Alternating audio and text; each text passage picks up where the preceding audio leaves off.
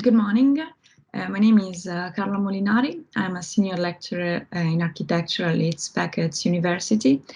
And in this video, I will present a new strand of a research I'm conducting on innovative ways and interpretation of the concept of montage.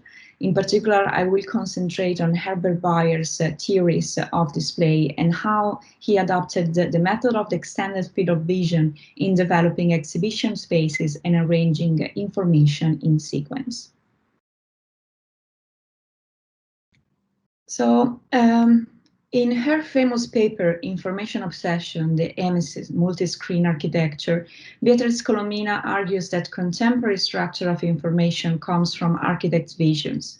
In particular, she focuses on the works of Charles and Ray Ames and on their idea of arranging and composing spaces through the assemblage of information. Quoting Colomina, we are surrounded today everywhere, all the time, by arrays of multiple simultaneous images. In the streets, airports, shopping centers, and gyms, but also on our computers and television sets. The idea of a single image commanding our attention has faded away. It seems as if we need to be distracted in order to concentrate. How would one go about writing a history of this form of perception? Designers, architects, and artists were involved from the beginning, playing a crucial role in the evolution of the multi-screen and multimedia techniques of presentation of information. My purpose with this presentation is to further explore the history of this form of perception, following Colomina in saying that our contemporary urban experience is not new at all, but has been already conceived by designers and architects almost 1 century ago. And more specifically, I will focus on the work of Herbert Bayer, arguing that he played a crucial role in this evolution of multi-screen and multimedia techniques for presenting and arranging information. Herbert Bayer was one of the Bauhaus' most influential students and teachers, advocating the integration of all arts throughout his career. He was born in Austria at the beginning of the 20th century and began his studies as an architect. From 1921 to 1923, he attended Bauhaus in Weimar, studying painting and typography. He created the universal alphabet, a typeface that would become the signature font of the Bauhaus. He then returned to the Bauhaus in the late 20s, working as a teacher and collaborating on different projects with his colleagues such as Laszlo Molinari, Walter Gropius, and Helsinki, just to name a few, in a very fertile ground for new theories and experimentations. After leaving the Bauhaus in 1928, Bayer worked as photographer and exhibition designer in Berlin. In 1938, he finally emigrated to the United States with an invitation from Alfred H. Barr Jr., founding director of the Museum of Modern Art in New York. Barr asked Bayer to apply his theories of display, designing a series of important exhibitions for the MoMA, such as the one on the Bauhaus in the late 30s, and later in 1942, the big photography exhibition Road to Victory. Bayer remained in America working as a graphic designer for the remainder of his career. Along his very long and various career, exhibition design occupied a constantly key role in Bayer's work. From his famous sketch entitled Extended Vision, realized in 1929, to his most famous article on the topic Aspect of Design of Exhibitions and Museums, published in 1961, we can see how Bayer's theories of display evolved during time, thanks also to the several chances to practically test this theory through real exhibition. But despite the natural changes and evolution of Bayer theories during time, it is clear that his extended vision always occupied a key position. In 1929, when he was realizing this first sketch on the topic, Bayer was preparing the German contribution for the Exposition de la Société des Artistes Décorateurs at the Grand Palais in Paris, together with Walter Gropius, Marcel Brauer, and Laszlo Molinari. So in this sketch that we can see here, Bayer drew a picture of a man whose head was nothing but a giant eyeball. In front of the man, he drew 17 screens, some arrayed at eye level, but others angled down from the ceiling and still others angled up from the ground. Conventional exhibition practice of the time suggested that buyers should arrange his objects and images either at eye level or as they might be seen in an actual living room. This traditional model aimed to ease visitor perceptual labors. All viewers had to do was to point their eyes in the right direction and they would see what they were intended to see.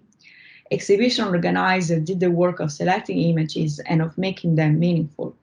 Bayer, however, took a very different tack. He arranged space in a way that viewers were surrounded, even overwhelmed by materials. He's suggesting an alternative design method here, based on arranging a series of planes following what he described as a desired sequence of impressions.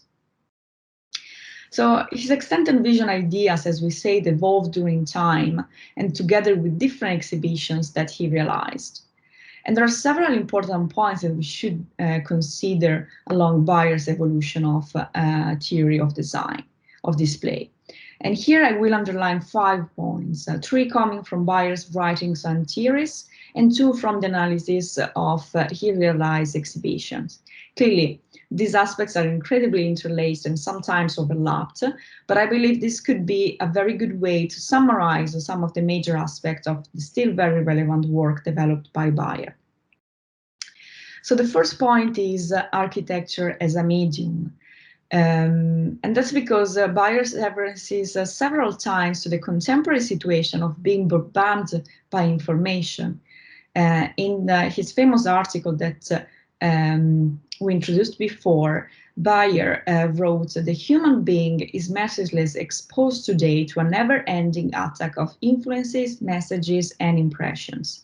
We cannot readily reduce the quantity of these attacks, but we must learn how to concentrate the messages, how to omit the non-essential, and above all, how to improve our techniques of communication." So in this sense, Bayer considers the vertigo of the metropolis of the early 20th century a source of inspiration somehow to define a new communicative method. Architecture, together with graphic design and the rest of arts, are media that contribute together to develop this new way to arrange information accordingly to the swirling contemporary urban experience. A second point to underline is montage. The concept of arranging in sequence seems to be fundamental for the development of Bayer's theory on display. Bayer, after all, is coming from a group of artists, designers, and thinkers that were all extremely influenced by the concept of montage. Photography and the cine camera were more than means of expression or reproduction. They were tools of vision that freed the viewer from linear perspective and opened the high road to a mobile, multidirectional perception of space. As we can see in some of his sketches, Bayer is extremely interested in fragmenting and then recomposing images. The exhibitions are stories narrated piece by piece, and the position of each element needs to be carefully studied. Bayer arranged each image following an ideal path for the viewer, a sequence of impressions.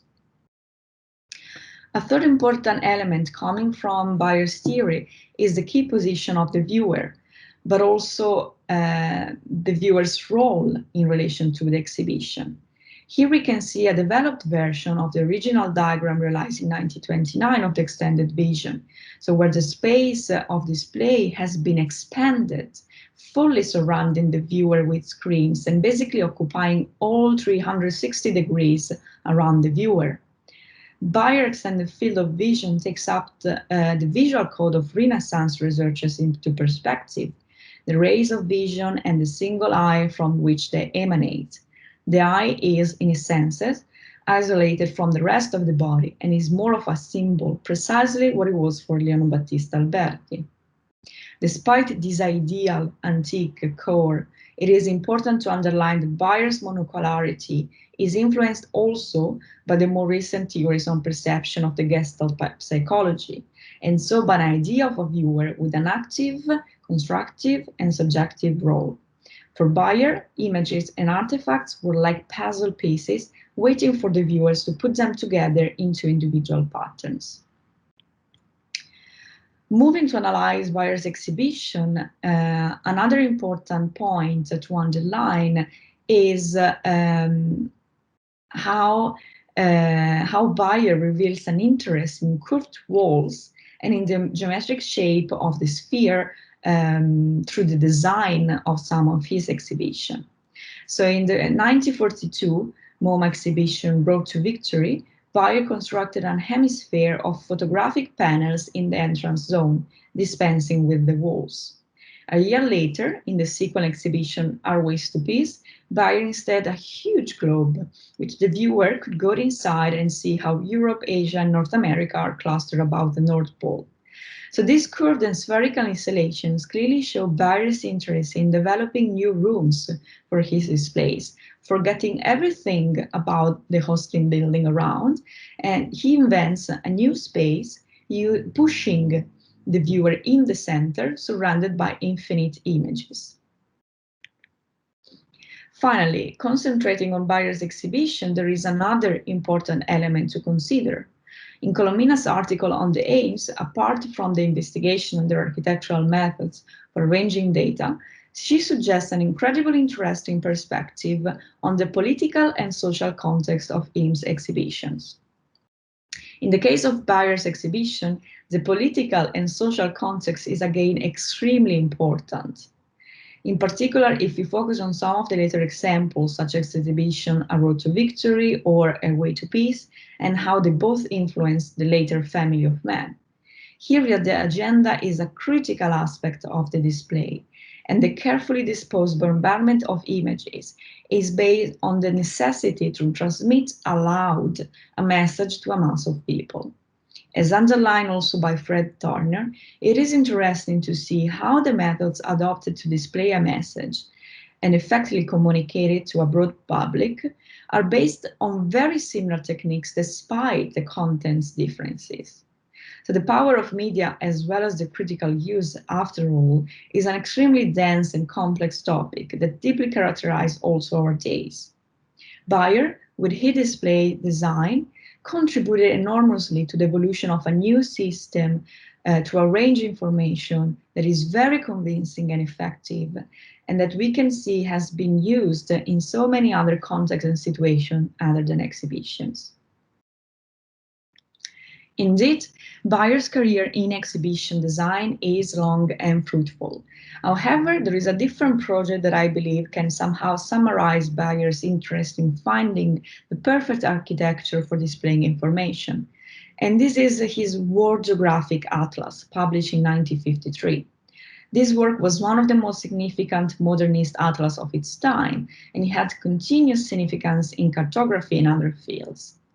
It extended the Atlas framework through modernist visualization concepts, demonstrating the integrative potential of modernist composition and graphic design. Through this atlas, I believe we can further understand how Bayer's interest for displaying practice is indeed based on the concept of mapping data. Bayer develops an integrative architectural system capable to attract the viewer's perception and reception of information. Architecture, as graphic design, are a medium of communication, and the role of the designer is to design the space mapping all the information. To conclude, this is a screenshot from Hyperreality, a video of the artist Keiichi Matsuda.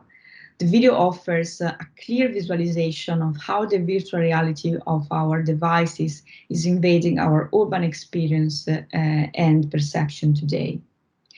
Is this really an entire new way of perceiving things? The modern metropolis of 100 years ago, together with the invention of cinema and the spread of images, deeply shocked and influenced the world.